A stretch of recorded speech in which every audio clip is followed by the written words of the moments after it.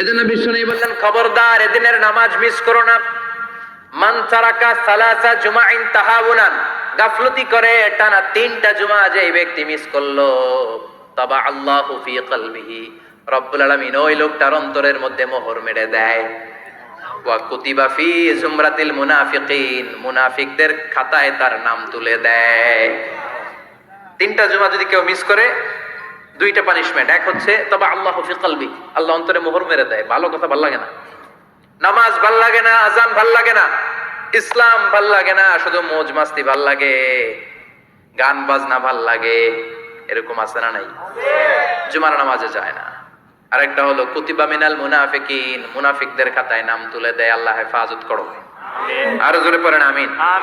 জুমার দিন আগে আগে মসজিদে আসবেন ইনশাআল্লাহ। সবাই রাজি? ইনশাআল্লাহ। আসেন, আল্লাহ জুমার ব্যাপারে কি ওয়াজ আমাদেরকে করলেন আমরা শুনি। শুনতে রাজি?